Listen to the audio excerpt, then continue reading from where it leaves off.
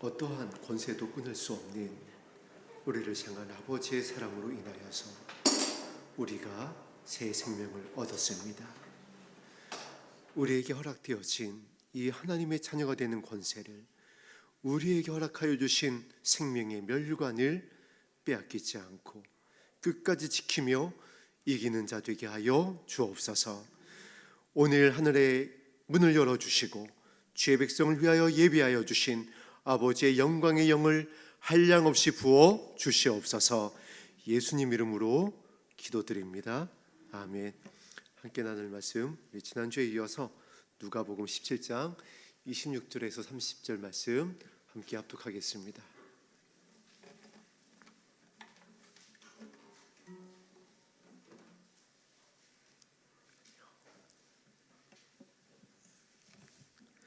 누가복음 17장 26절에서 30절까지 말씀입니다.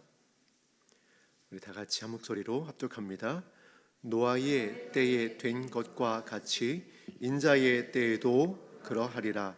노아가 방주에 들어가던 날까지 사람들이 먹고 마시고 장가들고 시집 가더니 홍수가 나서 그들을 다 멸망시켰으며, 또 롯의 때와 같으리니 사람들이 먹고 마시고 사고 팔고 심고 집을 짓더니 롯이 소돔에서 나가던 날에 하늘로부터 불과 유황이 비오듯 하여 그들을 멸망시켰느니라. 인자가 나타나는 날에도 이러하리라. 아멘. 오늘 우리가 함께 합독한 이 본문의 26절과 이 30절을 보면은 사실 우리가 정말 자다가도 깰 수밖에 없는 말씀입니다. 노아의 때, 롯의 때라고 하시는데 인자가 나타나는 날에도 그러할 것을 말씀하고 있기 때문에 그렇습니다. 바로 지금 저와 여러분이 지나가고 있는 이 징조로서의 환난의 때, 시험의 때이기 때문에 그렇습니다. 한 주간 동안 우리 사랑하는 성도님들과 이 부분을 나누기 위해서 조금 더 이제 깊이 묵상할 수밖에 없었습니다. 왜냐하면 정말 지금은 올라가느냐 남겨지느냐, 지금 이 어떤 갈림길에 서 있는 그러한 시기이기 때문에 그렇습니다. 그래서 좀 더 이 노아의 때, 롯의 때에 어떤 깊은 어떤 조명이 있기를 바라면서 이렇게 기도하는 가운데 있는데, 좋은 어떤 하나의 비유가 떠올랐습니다. 뭐냐 하면 우리 성도님들이 이제 국내외 여행을 다니시면서 비행기를 타시다 보면 이제 착륙할 때 있잖아요. 이륙할 때도 그렇지만 이제 목적지에 다 도착을 하면 꼭 나오는 안내 멘트가 있습니다. 어떤 멘트냐면 안전벨트 매라라는 것입니다. 비행기가 곧 착륙을 하니까 안전벨트를 매라고 하는 이제 승무원의 또 이제 기장님의 안내 멘트가 나옵니다. 그리고 또 이제 이어지는 덧붙인 안내 멘트가 있는 것으로 기억이 납니다. 이렇게 이제 비행기 앞에 있었던 선반 같은 것들, 음식이라든가 소지품을 올려놨었던 선반을 다시 원위치로 접어놓으라고 이제 하는 안내 멘트가 나옵니다. 이제 안전 때문에 그렇죠. 그 다음에 마지막으로 화장실을 못 가게 합니다. 그리고 기내에서 절대 움직이지 못하게 합니다. 안전한 착륙을 위해서 이제 안전벨트를 매고 그 자리를 꼭 지키게 하는 그 안내 방송이 나옵니다. 노아의 때, 인자의 때가 바로 이렇구나. 지금 우리가 이제 어디에 이제 착륙할 때냐면은 우리의 본향인 줄로 믿습니다. 새하늘과 새 땅인 겁니다. 우리가 이제 새하늘과 새 땅에 착륙할 때가 됐습니다.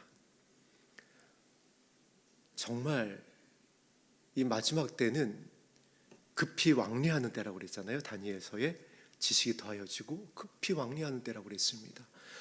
정신을 차리기가 쉽지 않은 그러한 때입니다.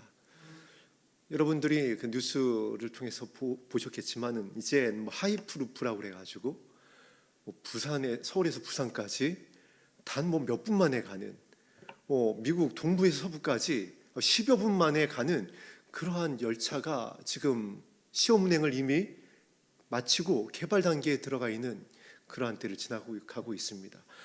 자고 일어나면은 변화되는 정말 정신을 차리기가 쉽지 않은 그런 때를 지나가고 있습니다. 그런데 그때가 바로 노아의 때, 그때가 바로 롯의 때라는 겁니다. 인자가 나타나는 날에 이러하리라. 그러고 보니까 이제 예수님께서 제자들에게 마태복음 24장을 통해서 이렇게 말씀하셨던 내용도 있습니다. 제자들이 직접 여쭤봤습니다. 예수님, 이 세상 마지막 때 예수님께서 이제 마지막 때 말씀을 하시는데 그때에는 어떤 일이 있을까요? 라고 했을 때 이제 예루살렘을 말씀하시죠. 그래서 이제 이 멸망에 가증한 것이 거룩한 곳에 서게 되는 것을 보거든 너희들은 절대 이 뒤도 돌아보지 말고 이 뭘 가지러 집에 갈 생각도 하지 말고 어디로 가라? 산으로 가라. 산으로 가라. 이 산에 여러 가지 의미가 있겠지만은 이 산을 보면은 또 예수님의 성산, 이 예수님께서 보호하시는 산, 또 기도의 산 여러 가지 의미가 있습니다. 뒤도 돌아보지 말고 반석이 되시는 누구에게로 가라? 예수님께로 가라. 뭐 이러한 이제 의미로 우리가 우리 마음판에 새길 수 있을 것입니다. 그때 그랬던 것처럼 뒤도 돌아보지 말고 산으로 가라고 했었던 것처럼 또 이제 비행기가 착륙할 때에 다른 거 하지 못하게 하고 안전벨트를 매게 하는 것과 같이 인자의 때는 그러해야 된다. 지금 우리가 매야 될 안전벨트는 무엇일까요? 이 말씀에 보니까 26절을 통해서 또 28절을 통해서 발견할 수가 있었습니다. 우리가 노아의 때, 롯의 때 하면은 사실 조금 두렵습니다. 왜냐하면 심판의 때잖아요.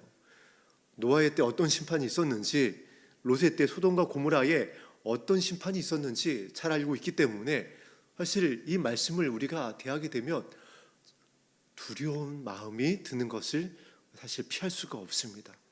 그래서 조급할 수도 있고 어떻게 해야 되지? 이러한 깊은 고민에 빠질 수밖에 없는 본문 내용일 수 있습니다. 그런데 제가 이 본문 말씀을 다시 한번 묵상하면서 이 말씀은 어떤 심판이나 두려움이나 조급함이나 우리를 어떤 이 겁주는 그러한 내용이 아닌 겁니다. 왜냐하면 하나님은 사랑이신 줄로 믿습니다. 이 마지막 때에 재앙이 아니라 심판이 아니라 장래의 희망을 주는 것이라고 그랬잖아요. 너에게 너희 마음에 소망을, 희망을, 기쁨을, 평안을 주기 위한 말씀이지 노아의 때니까 롯의 때니까 너희 다 심판받을 거야, 이 불심판받을 거야, 이 말씀을 하기 위한 것이 아니라는 겁니다. 보니까 노아의 때는 무엇을 예비하여 주셨죠? 방주를 예비하여 주셨습니다.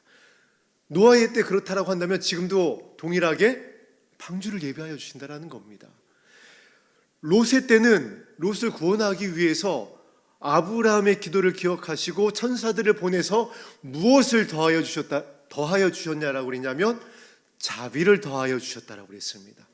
지체하니까 딸들이 지체하고 롯도 막 주저주저하고 어떻게 해야 될지 모르고 또 이 사위들은 농담을 여기고 하니까 천사들이 그냥 답답해가지고 막 가슴을 치다가 도저히 안 되겠으니까 말씀해 보니까 그냥 팔을 잡고 이끌어냈다라고 그랬습니다.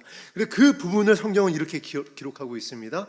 자비를 더하여 주셨다. 할렐루야. 그래서 지금은 방주를 예비하여 주시는 때, 지금은 자비를 더하여 주시는 때라는 겁니다. 왜 그럴까요? 조카 롯을 구원하기 위해서는 아브라함이 있었습니다. 지금은 누가 계시죠? 보좌 우편에 예수님이 계세요.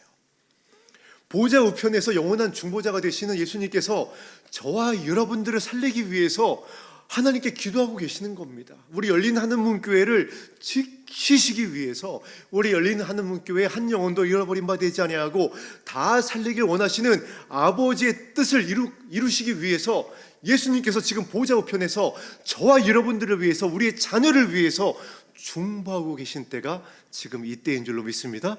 그래서 롯의 때라는 겁니다. 불심판, 유황불에 내리는 다 뒤집어지는 그러한 이 두려움의 때가 아니라 자비를 더하여 주시는 때. 우리는 연약하지만 그래서 막 뒤도 돌아보려고 하고, 아니 사위들이 있는데 어떻게 하지? 내가 터전을 여기 다 지금 이 소돔과 고모라에 다 닦아놨는데 어떻게 하라는 거지? 또 지금 뭐 어떻게 하라는 거지? 막 이렇게 주저하고 분별하지 못하고 막 그렇게 하고 있을 때에 자비를 더하여 주시는 겁니다. 아브라함을 기억하신 것처럼 지금은 영원한 대제사장이며 우리의 신랑이 되시는 영원한 중보자가 되시는 예수님의 기도를 기억하여 주시고 우리에게 자비를 더하여 주시는 때라는 겁니다. 그래서 오늘은 과연 우리를 위하여 예배해 주시는 그 방주가 무엇인지, 또는 우리가 방주를 준비해야 되잖아요. 노아가 방주를 준비해야 됐듯이 우리 예수 그리스도의 신부들이 준비해야 하는 방주가 있습니다. 그리고 그 방주를 준비하는 저와 여러분들에게 더하여 주시는 자비가 있습니다. 그것이 무엇인지 살펴봄으로써 우리가 인자가 나타나는 날에도 이러하리라 그랬으니까는 우리는 노아와 같이, 우리는 롯과 같이 방주를 예비하고 자비가 더하여지는 은혜 가운데에 주님 오시는 그날 주 앞에 서게 되기를 소망하며 함께 말씀을 나누도록 하겠습니다. 인자의 때는 우리가 본문을 통해서 확인했듯이 인자가 나타나는 날입니다. 약속대로 너희가 본 그대로 내가 다시 올 것이다. 재림의 날입니다. 휴거의 날이에요. 우리가 그동안 교회에서 이 휴거라는 말을 쓰는 것이 굉장히 어려웠습니다. 왜냐하면 그 1992년에 있었던 휴거 소동 때문에 그렇습니다. 다미 선교회의 이 휴거 소동 때문에 그 시한부 종말론이 정말 광풍처럼 이 대한민국뿐 우리나라뿐만 아니라 한국 교회뿐만 아니라 그때 실시간으로 정말 전 세계에 해외 토픽으로 보도가 됐었습니다.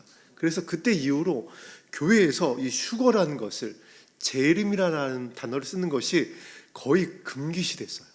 이거 쓰는 교회나 목회자는 바로 그냥 조홍우씨처럼 그냥 이단으로다가 넘어가는 그런 분위기였기 때문에 그때 이후로 휴거, 재림, 랩처 이런 단어 쓰는 것이 교회에서 여간 이 목사님들에게 넘기 힘든 이제 그냥 장벽처럼 되어버린 겁니다. 그러나 우리가 마태복음부터 요한계시록까지 또 이 신약 성경뿐만 아니라 창세기부터 말라기까지 보아도 성경은 마지막을 얘기하고 있습니다. 그 마지막이 무엇이죠? 새 하늘과 새 땅입니다. 새 예루살렘입니다. 환란 전 3년반 후 3년반을 말씀하고 있고, 그리고 주의 오심을 말씀하고 있습니다. 다니엘에도 기록되어 있어요. 이사야에서도 기록되어 있습니다. 신약 성경에는요 직간접적으로 300회가 넘습니다. 그러면 신약 성경은 무엇을 위해 쓰여 있는 책이라 해도 과언이 아닌 거죠? 주의 오심이에요. 그래서 계시록을 보세요. 계시록이 어떻게 마무리되나요? 성경의 마지막이 어떠한 말씀으로 마무리되나요? 마라나타, 할렐루야, 아멘, 주 예수여 어서 오시옵소서. 예수님이 회개하라 천국이 가까이 왔느니라, 이 천국 복음을 전파하신 그 이유가 무엇이라고요? 아멘, 주 예수여 어서 오시옵소서. 영광의 날에, 약속의 날에 우리가 너희들이 본 그대로 다시 예수님이 오시는 그 휴거의 날에 우리를 잃지 않고 남겨두지 아니하고 그 영광 앞에 서기 위하여 예수님이 천국 복음을 선포하시고, 또한 제자들은 이것을 위해서 순교했고 성령께서는 감동을 통하여 성경을 남겨주셨고, 우리는 그 영광의 날을 이제 앞두고 있습니다. 영광스러운 세대예요. 재림의 세대, 휴거의 세대, 정말 주의 오심을 맞이하는 신부의 세대인 것입니다. 그런데 이것을 사단이 가장 싫어하겠죠. 그래서 사전 작업을 한 겁니다. 아예 전하지 못하도록. 새하늘과 새 땅, 신천지한테 빼앗겨 버렸잖아요. 성경은 신천지, 이 새하늘과 새 땅을 얘기하는데 실제로 담임 목사님이 이 새하늘과 새 땅에 대해서 설교하니까 또 오심을 바로 받으셨습니다. 신천지 아니야? 이렇게 되어버린 거예요. 아니 여러분, 새하늘과 새 땅 얘기하면 신천지인가요? 신천지가 새하늘과 새 땅을 잘못 말한 거죠. 왜곡해서 얘기한 거죠. 앞뒤 다 빼고 이만희를 넣어버린 거죠. 성경은 새하늘과 새 땅을 말씀하고 있습니다. 주의 다시 오심을 기록하고 있습니다. 그래서 우리는 반드시 이 재림의 때, 휴거의 때 인자의 날을 다시 찾아와야지 돼요. 다시 회복해야 되고요. 다시 선포해야 되고요. 그래서 준비해야 될 줄로 믿습니다. 인자의 때는 휴거의 때입니다. 약속대로 다시 오는 때예요. 오늘 우리 교회학교 학생들이 함께 이렇게 예배를 드리고 있는데, 우리 학생들이 이 말씀을 들을 때에는 목사님이 지금 무슨 얘기하는 건지 할 수 있어요. 환타지 어떤 이야기처럼 들려올 수 있습니다. 그러나 우리가 예수님이 이 땅에 초림하시기 전에 쓰여진 구약 성경을 한번 기억했으면 좋겠어요. 구약 성경에 초림하실 예수님에 대해서 정말 많이 예언을 했습니다. 어디에 나실 것까지 예언을 했어요. 그렇죠? 베들레헴에 날 것이고 또 어떻게 돌아가실 것까지 예언을 했습니다. 뼈가 다 이렇게 꺾이지 않을 것까지 얘기하셨어요. 아주 디테일하게, 아주 자세하게, 심지어 나귀를 타고 들어오실 것까지 예언을 했어요.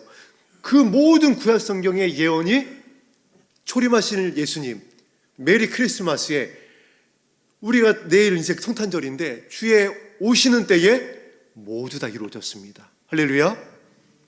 그랬던 것처럼 이제 재림이, 휴거가, 영광의 날이 신약 성경에 말씀한 그대로 호령과 나팔 소리가 울려 퍼질 것이고요. 우리는 호련히 변화될 것이고요. 그리고 주 앞에 서게 될 줄로 믿습니다. 누구의 말씀이기 때문에 그런가요? 천지를 말씀으로 지으신, 저와 여러분을 조성하신 창조주 하나님의 말씀입니다. 세상은 다 사라져도 나의 약속의 말씀은 1.1획도 떨어지지 아니하고 다 이루어질 것이니라. 그래서 이 신약 성경에 주의 오심, 호령과 천사령의 나팔 소리가 울려 퍼지고 먼저 이 자던 자들이 일어나고, 그리고 이제 우리가 호련히 변화되어 썩을 몸이 썩지 않을 몸으로, 죽을 몸이 죽지 않을 몸으로 변화되어진 것은 실제가 될 것입니다. 공중에서 주의 얼굴과 얼굴을 맞대어 보는 날은 우리가 실제로 보게 될 것입니다. 그리고 어린 양과 뛰놀고, 사자들이 어린 양과 뛰놀고 어린이들이 함께 뒹군 것을 보게 될 것입니다. 독사굴에 우리 예나 예린이가 손을 넣는 거예요. 그리고 은서가 어디 나도 한번 넣어보자 하면서 넣는 겁니다. 그런 날이 온다라고 이사야서에 기록되어 있습니다. 그날이 바로 인자의 때라는 거예요. 그런데 그때가 지금이라는 겁니다. 노아의 때, 롯의 때, 방주를 예비하는 때, 자비를 더하여 주시는 때. 그리고 우리가 이 은혜의 때에, 이 영광의 날 앞두고 있는 때에 기억해야 될 말씀이 있기 때문에 함께 이 부분을 찾아보겠습니다. 우리가 합독한 누가복음 17장 조금 뒤로 가서 34절, 35절 말씀입니다. 누가복음 17장 34절, 35절. 지금 노아의 때, 롯의 때입니다. 인자가 나타나는 때입니다. 그때 어떠한 일이 일어날 것이냐? 누가복음 17장 34절, 35절 합독합니다. 내가 너희에게 이르노니 그 밤에 둘이 한 자리에 누워 있으매 하나는 데려감을 얻고 하나는 버려둠을 당할 것이요 두 여자가 함께 맷돌을 갈고 있으매 하나는 데려감을 얻고 하나는 버려둠을 당할 것이니라. 아멘. 36절은 없음이라고 나와 있는데 36절에는 이 말씀입니다. 이 말씀이 기록되어 있습니다. 두 사람이 밭에 있으며 하나는 데려감을 당하고 하나는 버려둠을 당할 것이니라. 이 세 가지 모습을 나타내셨습니다. 밭에서, 그리고 가정에서, 그리고 자고 있을 때에, 밑돌을 갈고 있을 때에. 이게 굉장히 중요한 의미를 담고 있습니다. 그 밤에 둘이 한 자리에 누워 있을 것인데, 자고 있을 것인데, 오늘 우리가 이제 수요 예배를 드리고 이제 가정으로 돌아가면은 이제 밤 늦은 10시 이후가 되니까 이제 각자 이제 지칠 준비를 하시고 잠자리에 눕게 될 것입니다. 근데 그때에 한 사람은 올라간다라는 겁니다. 우리 가장 가까이 계신 우리 정윤 우리 성도님하고 우리 기영 성도님 두 분이 계시는데 두 분은 다 올라갈 줄로 믿습니다. 근데 이제 비유를 들자면, 예를 들자면 누가 올라가는 걸로 하면 될까요? 정윤선, 서로 올라가야 된다라고, 할렐루야. 예, 서로 올라가야 된다라고 지금 정윤 성도님은 기영 성도님 올라가야 된다라고 하고 있고, 기영 성도님은 정윤 성도님 올라가야 된다라고 하고 있습니다. 성경의 말씀대로 하자면은 이 두 분이 누웠는데 한 분은 올라가고 이제 한 분은 남는다라는 거예요.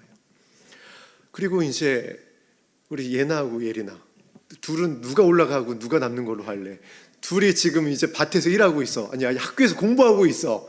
학교에서 공부하고 있는데 언니가 올라가는 걸로 할래? 누가 남는 걸로 할래? 예. 아무래도 동생이 올라가는 걸 해야지. 그렇지, 예나야? 자, 이렇게 된다라는 겁니다. 이게 실제가 된다라는 거예요. 그리고 밭에 일하고 있는 모습. 그런데 가만히 보세요. 이게 다 어디의 모습이죠? 가정의 모습이에요. 가정의 모습이라고요. 이거 얼마나 중요한지 여러분 발견하셔야 됩니다. 많은 비유를 들 수 있잖아요. 이 부부의 모습이고 또 부부의 모습이고 또 부부의 모습이에요. 가정의 모습이라는 겁니다. 그리고 보니까 여러분 노아의 때 보세요. 방주를 누가 예비하나요? 노아가 아내와 자녀들과 가족들이 준비를 하는 겁니다. 지금 그래서 노아의 때라는 겁니다. 마지막 때는 그래서 원수가 어디에 있다라고요? 또 가정 안에 있대요. 그래서 말씀하시는 거예요. 그래서 정신을 차려야 된다. 그래서 가정 안에서 뜨겁게 사랑해야 된다. 이것을 위해서 기도해야지 된다. 이게 방주를 예비하는 거라는 거예요. 우리 지난주에 말씀 나누었죠. 사람들의 마음이 악하더라. 생각하는 것이 항상 악하더라. 어떤 상황 가운데서 보면 늘 자신의 유익을 취하더라. 그리고 오늘 말씀을 준비하면서 또 이 노아의 때, 롯의 때에 대한 이 성령의 말씀을, 기록된 말씀을 또 찾아보고 묵상해 보니까 정말 가정에 대한 말씀이에요. 우리 마음에 대한 말씀이에요. 원통함을 풀지 않는다. 자신의 유익을 구한다. 사랑이 식어진다. 이게 정말 우리 마음에 대한 부분인 거예요. 우리가 그동안 너무 지쳐 있습니다. 모세와 같아요. 어떻게 보면은 모세가 어떠한 사람이었나요? 지면에 온유한 사람을 찾아볼 수가 없었습니다. 가장 온유한 사람이었어요. 가장 하나님 마음에 이 근접해 있는 그런 성품이었습니다. 그래서 드렸던 기도가 있잖아요. 차라리 저의 이름을 생명책에서 지워주세요. 저들을 살려주세요.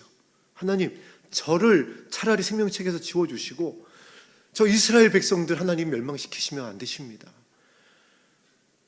그런 마음인 겁니다. 예수님의 마음. 목자 없는 양같이 그들을 바라보며 저들을 멸망시키면, 저들을 진멸하시면 하나님, 이방인들이 조롱하지 않겠습니까? 저들의 신이 저들을 광야에서 다 죽이려고 데려 나왔다라고 하나님, 우리 하나님 영광이 가려질 수 있습니다. 하나님을 설득도 하고, 그리고 진심으로 하나님 앞에 탄원했던 겁니다. 그랬던 사람이 모세였어요.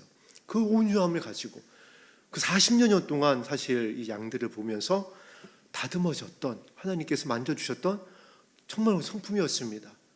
그래서 모세는요, 이 말씀에 찾아보니까 하나님을 봤습니다. 물론 하나님의 얼굴은 보지 못했지만 어디를 봤다라고 기록되었죠? 하나님의 뒷모습을 봅니다. 아담과 하와 이후로 하나님을 본 유일무이한 하나님의 사람이에요. 온유한 사람이었습니다. 그래서 하나님과 이야기할 때 친구와 대화하듯이 그 회막 앞에서 기도했다라고 그랬어요. 그랬던 하나님의 사람이 모세였는데 40년 지났습니다. 어떻게 됐죠? 무리바에서 열받습니다. 너무 힘들었다는 거예요. 40년 지나오니까 너무 지쳐버렸습니다. 그 온유했던 모세도 그냥 마음이 너덜너덜해진 거예요. 그래서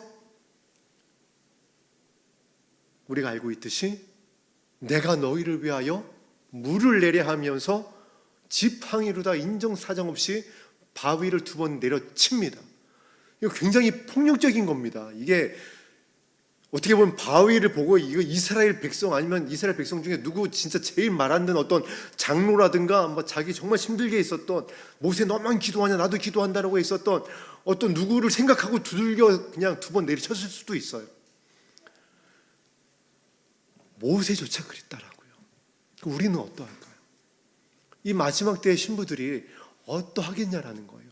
모세가 40년이라고 했었던 것은 의미가 있습니다. 우리가 우리의 믿음을 지키기 위해서 각자의 연수가 있잖아요. 신앙의 연수가 있고 또 예수 그리스도의 신부로서 주의 오심을 깨닫고 그 영광에 참여하기 위한 예복을 준비하기 위해 우리가 정말 눈물로 씨를 뿌렸었던 그 믿음의 준비의 여정이 있잖아요. 그러나 그것이 쉬웠냐라고요. 정말 눈물을 많이 흘리셨잖아요. 많은 공격을 받았잖아요. 왜냐하면 사단이 택한 자들을 내버려 두지 않았기 때문에 환경 안에서 내 마음 안에서 내 외부적으로 심지어 이 교회 공동체 안에서 가정 안에서 정말 많은 상처가 있었고 오해가 있었고 공격이 있었고 나누어짐이 있었고 예외가 없습니다. 저도 그랬고요. 그 우리의 마음 상황이 지금 그렇다라는 것을 아버지께서 아신다라는 겁니다. 너무 지치고 힘들다는 것을 아시는 거예요. 그 에서가 사냥하고 돌아왔을 때의 모습과도 같을 수 있습니다. 그 장자로서 에서는 자신의 해야 될 일을 최선을 다해서 사실 한 겁니다. 자신의 할 일을 했어요. 사냥해서 이 아빠와 엄마를 봉양하고 형제를 또 이 야곱을 갖다가 동생 야곱을 먹여 살릴 수 있는 그 사냥을 해온 겁니다. 에서는 정말 귀한 모습이잖아요. 그런데 너무 배고팠다라고 그랬어요. 너무 힘들고 너무 지쳤다라고 그랬어요. 그때 어떻게 하죠? 장자의 명분을 잃어버립니다. 너무 배고프고 한 번 그런 게 아니에요. 그러니까 지금 우리의 모습을 예표하고 있는 겁니다. 우리가 이 세상을 살아가기 위해서 믿음을 지키기 위해서 자녀를 살리고자 하니까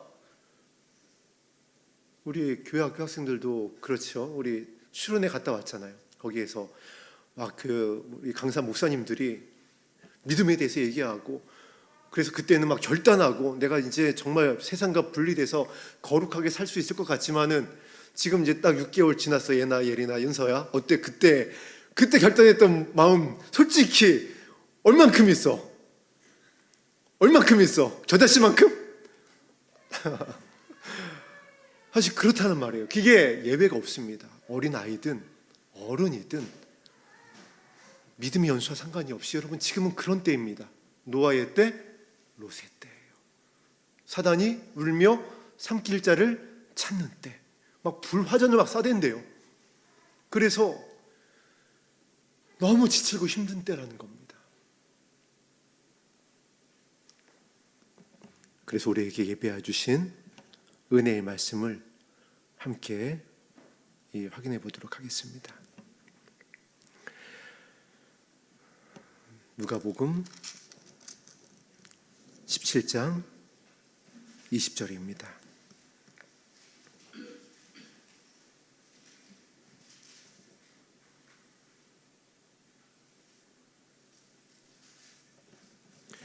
(20절) (21절) 합독합니다. 시작.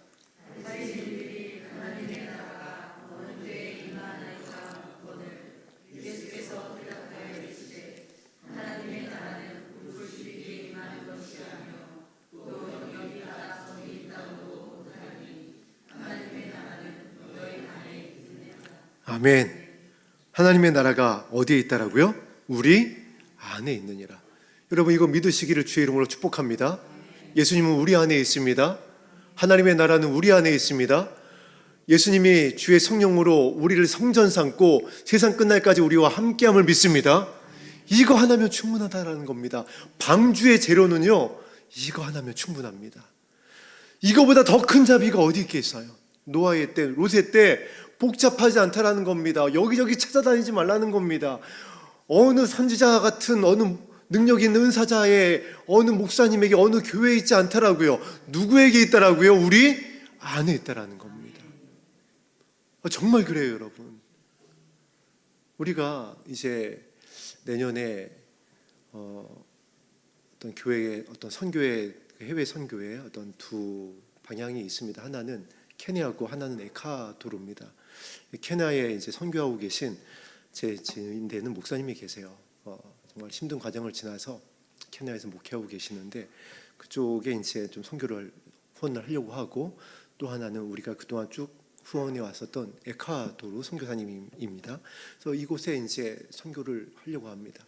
그리고 어떻게 보면 이 선교사님들이 이 땅에 마지막 선교의 땅끝으로 거론하는 곳이 있습니다. 바로 북한이에요. 여러분, 이곳에 정말 21절의 말씀이 역사하고 있습니다. 그곳에 교회 있나요? 교회 없습니다. 그곳에 오늘 수요일인데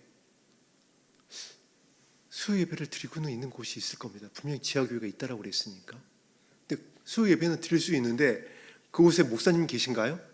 목사님 안 계세요. 성경책이 있을까 싶기도 해요. 지금은 어떤 식으로든 많은 성경책이 막 여러 경로로 그래도 보급이 돼서 좀 있을지 모르겠습니다. 그러나 예전에는 성경책이 없었어요. 한 권 있었어요. 그걸 돌려받습니다. 그래서 여러분과 함께 말씀을 나누었었죠. 한 연세가 70 정도 되시는 그런 이제 성도님 같으면 신약 성경은 마태, 마가, 누가, 요한복음은 아예 통째로 외우고 계시는 곳이 지하교회입니다. 성경이 없으니까. 그곳에는 이 말씀 그대로예요. 목사님도 없습니다. 뭐 은사가 막 나타나고 막 쓰러지고 그런 거 없어요. 임파테이션이 무슨 소리인지도 모릅니다. 그런데 제가 그때 북한 지하교회 성도님들 소식을 들을 때에 이런 말씀을 들었던 기억이 납니다. 하나님께서 왜 이 자유대한민국을 하나님께서 지키실 수밖에 없는지 아느냐. 물론 여러 가지가 이유가 있지만 그 중에 하나가 북한 성도들 때문이라는 거예요. 그 성도들이 이 자유대한민국을 위해서 그렇게 눈물로 기도하고 있다는 겁니다. 어떤 기도보다 더 간절한 마음으로 이 나라의 교회를 위해서 북한 지하교회 성도님들이 기도하고 계시다는 거예요. 그들의 기도가 있기 때문에 이 나라를 하나님께서 지키신다는 거예요. 우리가 믿음 생활 잘하고 자유대한민국의 교회가 너무 거룩하고 너무 영광스러운 사역을 감당하고, 물론 우리도 연약한 가운데 하나님의 영광을 위한 이 귀한 모습을 하나님께서 기쁘게 받으시겠지만은 진짜는 이 교회를, 이 나라를 지키는 진짜 핵심은 북한 지하교회에 있다라고 저는 이 말씀을 듣고 정신이 그때 번쩍 들었습니다. 우리나라가 세계 이 열방을 향해서 나가는 선교 대국이고 대제사장의 국가고 막 여기에 이제 또 저도 함께 이제 그 열심을 내야지라는 그 마음을 가지고 있다가 이 소식을 들었을 때에 정말 정신이 번쩍 들었어요. 20절 21절 말씀 그대로입니다. 하나님의 나라는요 보이는 곳에 있지 않는 줄로 믿습니다. 하나님의 나라는 우리 안에 있습니다.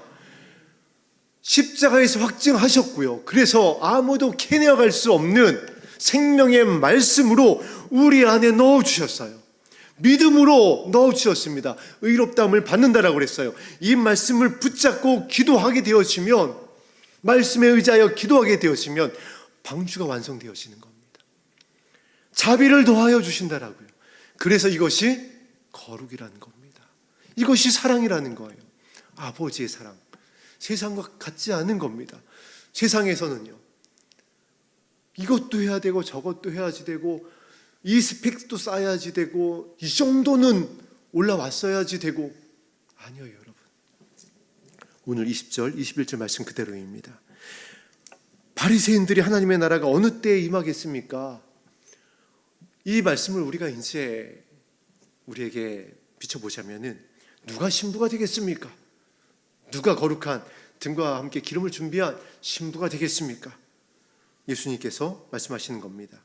예수님의 신부는 볼 수 있게 임하는 것이 아니다. 여러분 이거 굉장히 여러분께서 깊이 마음 가운데에 기억하셨으면 좋겠습니다. 우리의 행위로가 아니라는 거예요.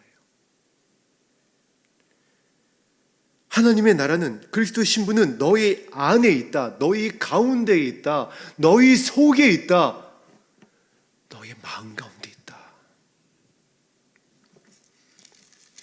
우리 오늘 합독했었던 26절 30절 본문으로 가겠습니다. 그리고 우리가 34절 35절 합독을 했죠. 17장 마지막 절인 37절 합독합니다. 시작. 그들이 대답하여 이르되 주여 어디오니까 이르시되 주검 있는 곳에는 독수리가 보이느니라. 이 질문이 바리새인들과 같은 질문과 맥락을 같이 합니다. 예수님은 지금 때에 대한, 노아의 때, 롯에 대한 말씀을 하고 있습니다. 그래서 방주, 자비를 더하여 주시는 사실 평강의 말씀, 생명의 말씀을 전해주고 계세요. 우리가 무엇을 준비해야 되는지에 대한 마음을 다루어가고 계신 말씀이에요. 요한복음 6장과 같이 사유가 피에 대한 말씀을 하고 계신 겁니다. 그런데 이 말씀을 들은 제자들은, 신부들은, 저와 여러분들이 지금 던지는 질문이 무엇이죠? 그러면 예수님, 당연히 이런 질문이 나와야 되죠. 우리가 어떻게 준비해야 우리의 마음을 다루어가서 하나님의 나라가 우리 안에 있는 것을 믿음으로 이렇게 인식에 붙잡을 수 있을까요? 이와 같은 질문이 나와야 되는데 무슨 질문하고 있죠? 주여 어디 오니까? 지금 때를 말씀하고 있는데 장소를 물어보고 있어요. 이게 무엇을 의미하고 있는 거냐면, 우리는 언제나 날과 시와 징조에 꽂혀 있는 겁니다. 절기에 꽂혀 있어요. 그리고 현상, 느낌, 이런 것에 집중을 한다라고요.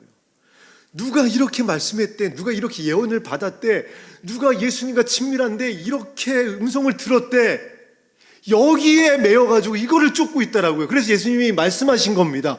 내가 거기에 없어. 나 그렇게 이야기하지 않았어. 그건 불법이야. 하나님의 나라는 마지막 때에 예수 그리스도의 신부가 되는 것은, 나와 함께 영광에 참여하게 되는 것은 노아의 때와 같이, 롯의 때와 같이 마음 가운데 있어. 아버지께서 그것을 자비를 더하여 주셔서 만들어 가실 거야. 은혜야. 예수님은 그것을 말씀하시는 겁니다. 그래서 이렇게 말씀하신 거예요. 주검이 있는 곳에 독수리가 모이느니라. 제자들이 지금 이 시대에 저와 여러분들이 자꾸 엉뚱한 것에 이렇게 이제 따라다니고 매이고 오해를 하고 하니까 바리새인과 같이 자꾸 외식하는 자가 되어지려고 하고, 이 제자들과 같이 딴소리 하는 겁니다. 그래서 예수님이 말씀하신 거예요. 주검이 있는 곳에는 독수리가 있느니라. 이 말씀이 무슨 말씀이냐면, 나무는 열매를 보면 알 수 있다.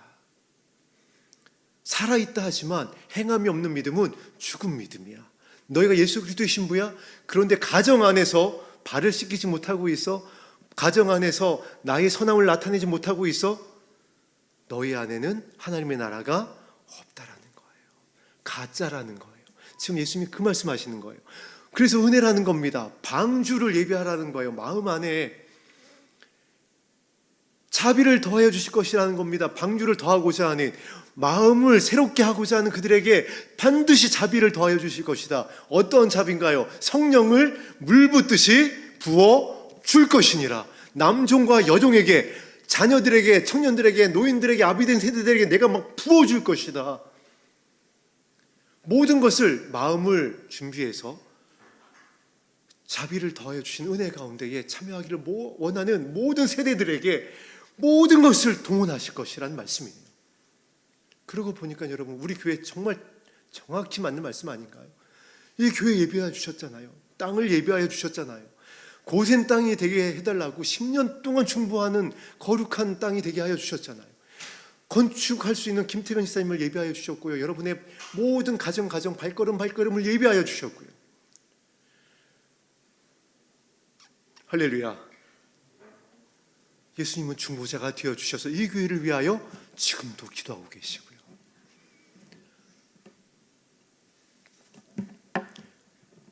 제가 이 말씀하고 마치도록 하겠습니다. 담임 목사님께서 이 구리교회에서 가장 힘드셨던 시기가 있어요. 찬미가 가장 아팠던 시기입니다. 그때가 이제 2017년, 18년 그때쯤으로 기억이 납니다. 그때는 찬미가 누워만 있었을 때예요. 기본적인 어떠한 사람으로서의 그것도 해결하지 못하던 때였습니다. 그거를 담임 목사님이 다 해결을 하셔야 되는 시기였어요. 목사님이 3일 동안 잠을 못 주무시며 아이를 살리실 때셨습니다. 그러다가 새벽에 4시인가쯤에 제가 전화를 받고 달려가서 담임 목사님을 얻고 그 당시 구리 한양대병원으로 뛰었던 기억도 납니다. 버티지 못하고 쓰러지셨어요. 그러한 때입니다. 그래서 목사님이 어느 날 저에게 심각하게 말씀을 하시는 겁니다. 그때는 제가 이제 전도사였는지 강도사였는지 그 시기입니다. 저에게 이렇게 말씀을 하시는 거예요. 목회를 못할 것 같습니다. 이 상황에선, 이런 상황에선, 아이가 이와 같은 상황에선 그게 찬미에서 끝나는 것이 아니거든요. 그 참주까지 연결되었습니다. 참주도 사실 치료를 받았어요. 그래서 여러분, 참주 왼쪽 손목은요 처참합니다. 그랬던 상황에서 이제 담임 목사님이 엄마로서 도저히 이제 또 목회자로서 저에게 정말 심각하게 말씀을 하셨어요. 더 이상 목회를 하는 것이 아닌 것 같습니다. 저보고 하라는 말씀인 거예요. 제가 이제 정신을 번쩍 차리고 아주 간절히 기도했습니다. 하나님, 저에게 지금 말씀을 주지 아니하시면 지금 큰일 나게 생겼습니다. 제가 뭐 직통 게시파도 아니고 뭐 그런 것도 아니지만 지금 너무 급하니까 저에게 지금 이 목사님의 마음을 위로해드리고 앞으로 이 교회를 인도하실 하나님의 말씀을 주지 아니하시면 지금 이 교회가 큰일 나게 생겼으니까 제가 정말 정신을 차리고 기도했는데 바로 말씀을 주셨습니다. 어떤 말씀을 주셨냐면 이 시편의 말씀을 주셨어요. 다윗의 때라는 겁니다. 다윗의 시기라는 거예요. 다윗의 어떤 시기냐면 다윗의 이 광야의 시간이다라는 말씀을 주신 겁니다. 그러면서 바로 알게 하시더라고요. 그 말씀의 의미가 무엇인지. 다윗이 이제 그 광야 길에 쫓겨났을 때 사울 왕에 의해서 정말 많은 가진 고난을 당하지만은 그 시간 안에 하나님께서 무엇을 디자인하시냐면은 다윗의 왕국을 디자인하십니다. 그래서 수많은 사람들을 다윗의 왕국에 함께할 사람들을 300~400명을 그때 모으세요. 그것을 알게 하시는 거예요. 그래서 제가 목사님께 바로 말씀을 드렸습니다. 목사님, 지금 이와 같은 시기라고 하십니다. 그래서 목사님 조금만 견디시면은 목사님의 사역을 통해서 이제 이 하나님의 나라를 이루어갈 이 영광스러운 사역에 필요한 함께 동역할, 또 함께 기도하고 함께 중보하고 함께 헌신할 가정들, 성도님들을 모으실 것을 말씀하셨습니다. 저 그때 정말 할렐루야였습니다. 저 같은 사람에게도 급하니까 하나님께서 이렇게 선명하게 이렇게 말씀을 풀어서 이야기를 하시는구나 하고, 그리고 목사님께서 다행히 또 그 시기를 또 은혜 가운데 잘 견디시고 지나셨습니다. 그리고 약 한 10여 년 가까이 된 2006년을 맞이하고 있는 이때에 그 말씀이 이루어졌어요. 모든 영광을 하나님 올려드립니다. 그 어려운 시기를 사실 지금도 목사님은 지나고 계세요. 아직 끝나지 않았습니다. 그런데 그 시간 안에 목사님께 견디셨을 때에 우리 성도님들을 모아주셨어요. 한 가정, 한 영혼 모아주셨고, 때로는 짝을 맺어주셨고, 짝이 맺혀지려고 하고 그렇게 지금 하나님께서 많은 가정들을 보내주셨습니다. 뒤에는 생육하고 번성하기도 하셨습니다. 내일 세례식이 있습니다. 그러한 가정들, 성도님들이 모여서 이제 하나님의 나라를, 이 땅에 도래할 하나님의 나라를 예비하고 남은 자들을 향한 아버지의 뜻을 이룰 수 있는 이 영광스러운 교회를 지금 이렇게 이루신 줄로 믿습니다. 자비를 더하여 주신 거잖아요. 정말 은혜인 줄로 믿습니다. 아버지께서 인도하여 주셨고 세워주셨고 지켜주셨고 보호하여 주셨고 우리의 눈물의 기도를 들으시고 반석 위에 세운 교회가 되게 하여 주셨고 음부의 권세가 해할 수 없는 영광스러운 교회가 되게 하여 주셔서 방주를 준비하고 있습니다. 남은 자들을 위해서, 우리 가정을 위해서. 그래서 오늘 말씀이 우리에게 너무나도 귀합니다. 노아의 때 된 것과 같이, 롯의 때 된 것 같이 지금 열린 하늘문 교회 우리 가정 안에, 우리 마음 안에 이 일이 자비로, 방주로 이루어져 가고 있어요. 방주는 역청으로 안팎을 칠했다라고 그랬습니다. 지금 우리는 우리의 마음을 온유와 겸손으로 채우고 있습니다. 이 말씀 부여잡고 기도하는 우리에게 자비를 더하여 주고 계십니다. 그래서 우리를 새롭게 하고 계세요. 너무 지치고 힘들고 포기할 수밖에 없고, 그래서 순간 모세와 같이 노를 바라고 하나님의 진노를, 거룩함을 나타내지 못하는 그런 시간들이 있을지 모르지만은, 그럼에도 불구하고 말씀에 의지하여 돌아올 때에 아버지께서는 인장반지를 다시 끼워주시는 거예요. 다시 세마포로 옷을 입혀주시는 거고, 다시 신발을 신겨주시고, 다시 예수님의 보혈로 머리끝부터 발끝까지 흠도 티도 주름 잡힌 것도 없게 새롭게 하여 주시고, 그렇게 여기까지 저와 여러분들을 인도하여 주셨습니다. 이제 주님 오시는 그날까지 또한 그렇게 인도하실 줄 믿습니다. 이거 붙잡고 있으면, 이것을 찾고 구하고 두드리고 있으면 어떻게 된다라고요? 인자가 나타나는 날에 그러하리라. 노아와 같이, 롯과 같이 우리는 나와 내 자녀를 구원하게 될 것이고, 우리는 이 땅 가운데에서 자비를 더해 주신 은혜 가운데에 영광에 참여하게 될 것입니다. 할렐루야. 우리 이 말씀을 다시 마음에 새기기를 원하는, 소망하며 오늘 본문 말씀 26절부터 30절까지의 말씀을 합독하고 말씀에 의지하여 기도하겠습니다. 시작. 노아의 때에 된 것과 같이 인자의 때에도 그러하리라. 노아가 방주에 들어가던 날까지 사람들이 먹고 마시고 장가들고 시집가니 홍수가 나서 그들을 다 멸망시켰으며, 또 롯의 때와 같으리니 사람들이 먹고 마시고 사고 팔고 심고 집을 짓더니, 롯이 소돔에서 나가던 날에 하늘로부터 불과 유황이 비오듯 하여 그들을 멸망시켰느니라. 인자가 나타나는 날에도 이러하리라. 아멘. 주님이 약속대로 다시 오시는 날에 우리 사랑하는 열린 하늘문 교회 성도님들과 산마교회 성도님들, 나와 내 자녀는 영광 가운데에 주 앞에 서게 될 줄로 믿습니다. 아멘. 우리 오늘 함께 드렸었던 찬송가 315장 드린 후에 말씀에 의지하여 기도하겠습니다.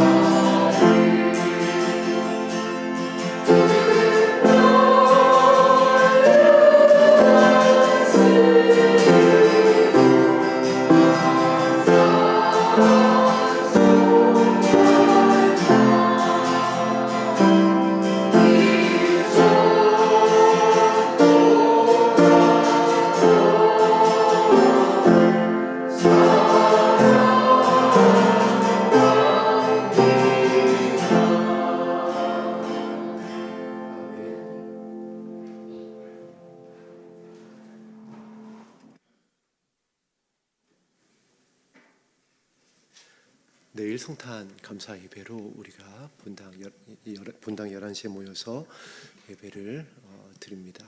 우리 교회 학교와 우리 청년들 이렇게 이제 다시 이 땅에 출임하신 예수님의 오심을 감사하며 특송을 준비를 하고 있습니다.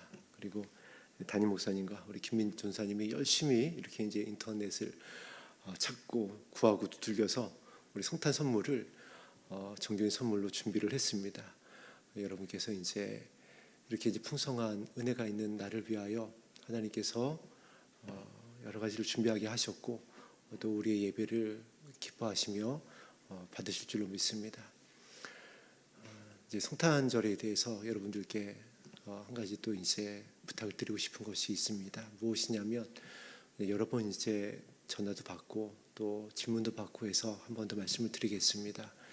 성탄절을 이제 태양신을 섬기는 날이다.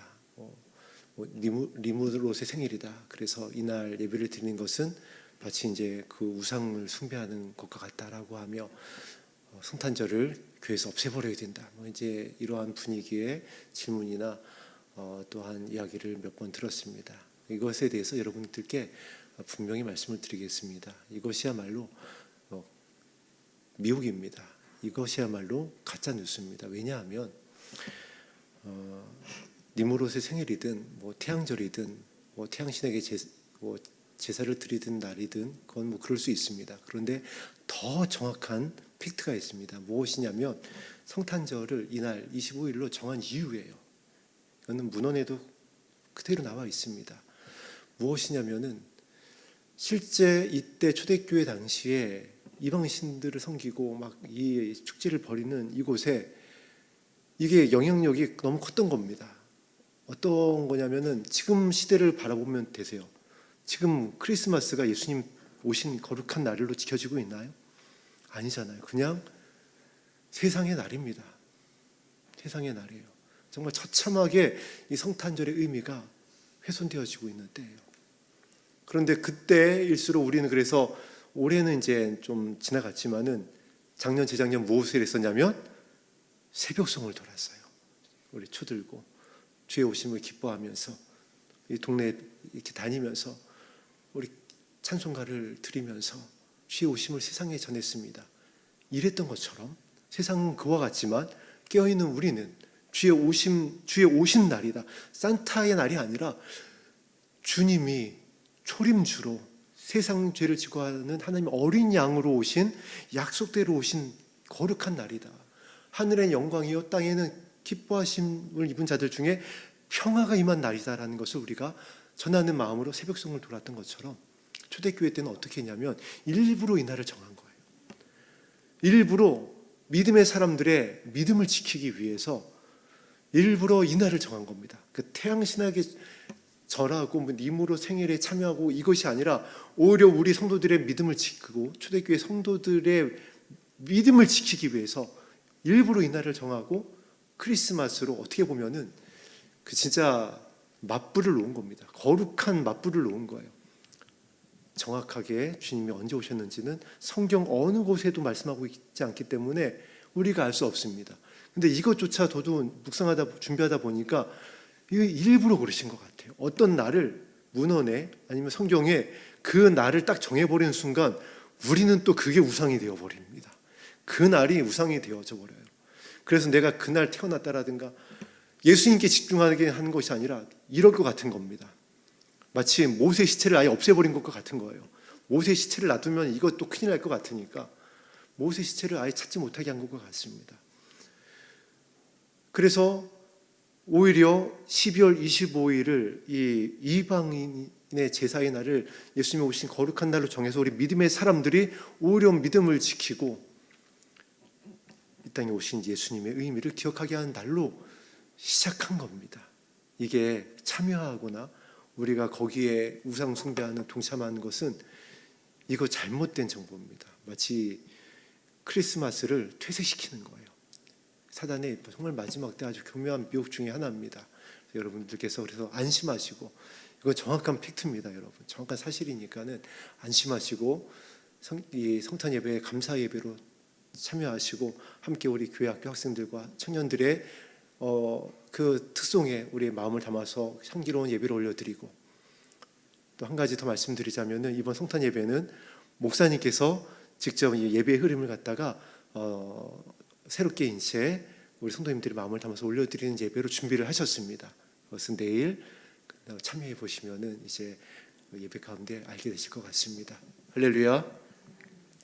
오늘 우리는 그래서 이제 출임하셨던 예수님이 약속대로 다시 오실 것입니다.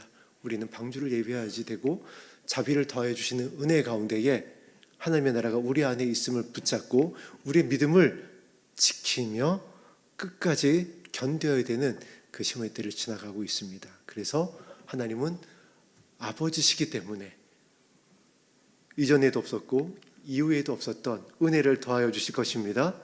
우리 교회 학교 학생들에게, 또 믿음을 지키고자 하는, 나와 내 자녀를 구원하고자 하는 우리 성도님들의 마음의 중심을 받으시고 우리의 마음을 새롭게 하여 주시고, 우리의 마음이 안팎으로 온유와 겸손으로 채워지게 되어지고, 자비를 더해 주시는 주의 성령을 물붓듯이 부어 주셔서 끝까지 이기는 자 되게 하여 주실 것입니다. 아멘. 그 은혜를 소망하며 기도하겠습니다.